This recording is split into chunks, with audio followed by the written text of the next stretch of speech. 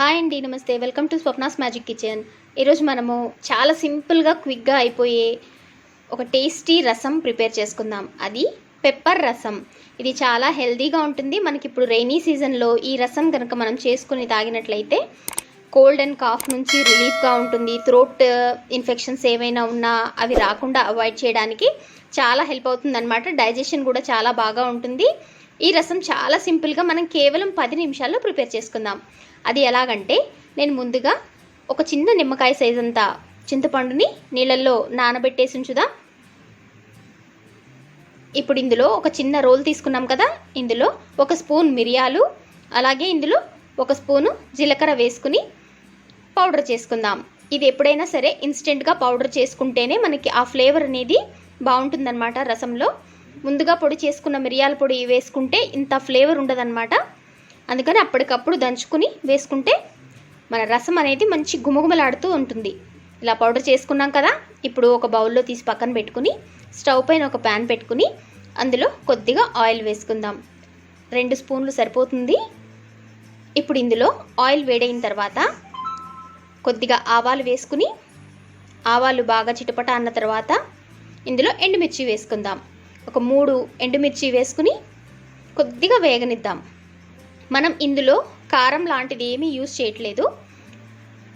వెల్లుల్లి ఒక 5 రెమ్మలు, అలాగే చిన్న అల్లం ముక్క లైట్గా అలా క్రష్ చేసుకుని వేసుకుని కొద్దిగా వేగనిద్దాం వాటిని. ఇప్పుడు ఇందులో కొద్దిగా కరివేపాకు కూడా వేసుకుందాం. కొద్దిగా కరివేపాకు కూడా వేగిన తర్వాత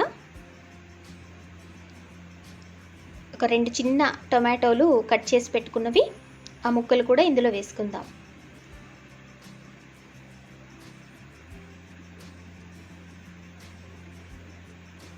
చాలా సింపుల్గా అయిపోతుంది, హెల్దీ కూడాను ఈ రసం. ఒకసారి ట్రై చేసి చూడండి, మీకు నచ్చితే కామెంట్ రూపంలో తెలియచేయండి. ఇప్పుడు ఇందులో కొద్దిగా పసుపు ఎక్కువే వేసుకుందాం, మంచి కలర్ ఉంటుంది రసం. అలాగే ఉప్పు, నేను ఇక్కడ కళ్ళుప్పు వేస్తున్నాను, మీరు సాల్ట్ అయినా కూడా వేసుకోవచ్చు. బాగా మిక్స్ చేసుకుని కొద్దిగా టమాటోలు మెత్తబడేంత వరకు ఉడికించుకుందాం. బాగా ఉడికిపోయాయి కదా, ఇప్పుడు ఇందులో కొద్దిగా ఇంగువ, అలాగే ఇందులో మనం ముందుగా దంచి పెట్టుకున్న పెప్పర్ జీలకర్ర పొడి కూడా వేసుకుని కొద్దిగా 1 నిమిషం పాటు వేగనిద్దాం. కొద్దిగా అలా ఫ్రై చేసుకుని ఇప్పుడు ఇందులో ఇంతకుముందు మనం చింతపండు నానబెట్టేసి ఉంచాం కదా, ఆ రసం తీసుకుని ఉంచాను, ఆ రసం ఇందులో వేసుకుందాం.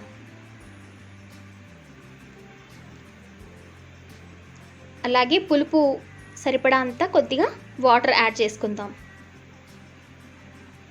ఇందులో పెప్పర్ కారం, ఎండుమిర్చి కారంతో రసం కరెక్ట్గా కారం సరిపోతుంది, చాలా టేస్టీగా ఉంటుంది. ఇప్పుడు దీన్ని మూత పెట్టేసి మీడియం ఫ్లేమ్లో ఉంచుకుని కరెక్ట్గా ఒక 10 నిమిషాలు మరిగించుకుంటే చాలు, మన రసం రెడీ అయిపోతుంది. చూస్తున్నారు కదా ఎంచక్కా రసం బాగా మరుగుతోంది. ఇప్పుడు ఇందులో కొద్దిగా కొత్తిమీర వేసుకుందాం. కొత్తిమీర వేసుకుని మరొక నిమిషం పాటు అలా మిక్స్ చేసుకుని ఉంచేసి మనం సర్వ్ చేసుకోవచ్చు. మిరియాల రసం రెడీ అయిపోయింది. చూస్తున్నారు కదండి, నేను చేసే రెసిపీస్ యొక్క వీడియోస్ మీకు నచ్చుతున్నట్లయితే లైక్ చేయండి, షేర్ చేయండి, సబ్స్క్రైబ్ చేయడం మర్చిపోకండి. అలాగే తప్పకుండా బెల్ ఐకాన్ని ఆల్ అని ప్రెస్ చేయండి. మరిన్ని లేటెస్ట్ రెసిపీస్తో నేను మీ ముందుంటాను.